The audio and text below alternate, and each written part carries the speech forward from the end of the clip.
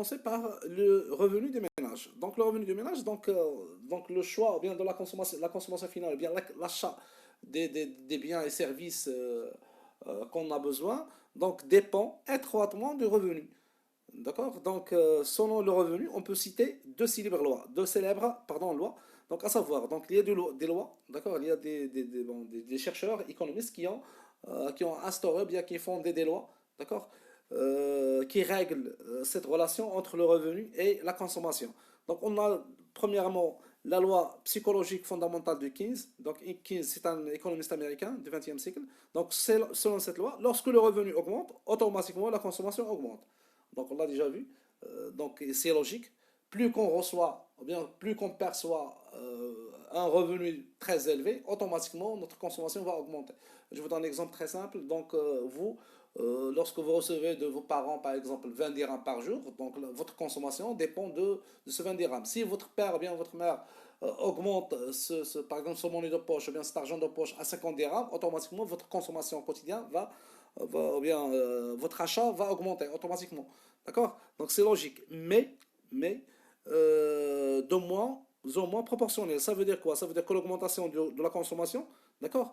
Bon, augmente moins vite que le revenu. Ça veut dire quoi? Ça veut dire, lorsque les revenus augmentent, bon, la consommation aussi augmente, mais moins vite, ou bien avec un rythme moins que le rythme du revenu. D'accord? Ça, c'est la loi bon, ça, c'est la loi psychologique du 15.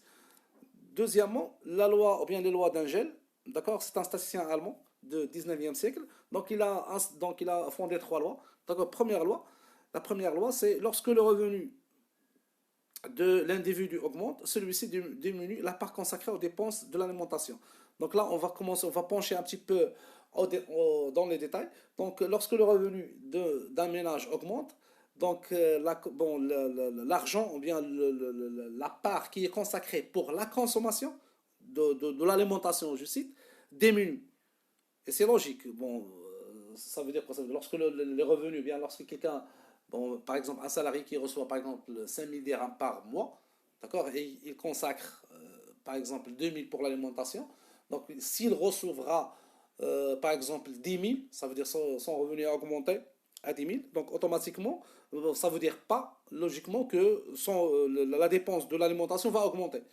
D'accord? Ça, c'est la première loi. Ça veut dire quoi? Ça veut dire que l'augmentation du revenu ne signifie pas, ou bien n'implique pas, une augmentation au niveau de dépenses qui sont réservées à l'alimentation.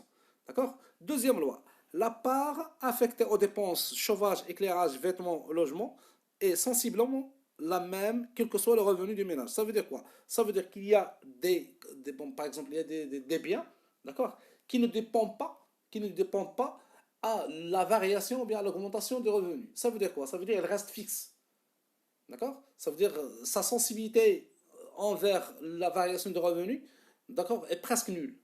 On l'a déjà vu. Bon, si vous vous rappelez la question de l'élasticité. D'accord? L'élasticité, ça veut dire l'élasticité égale zéro, ça veut dire que ce bien ne dépend pas à l'augmentation, mais à la variation de revenus. Ça veut dire qu'il y a des biens, d'accord, qui ne dépendent pas à la variation, d'accord, du revenu. Ça veut dire lorsque le revenu augmente, il n'aura aucun effet sur la part qui est réservée à l'achat de ces biens. Troisième loi,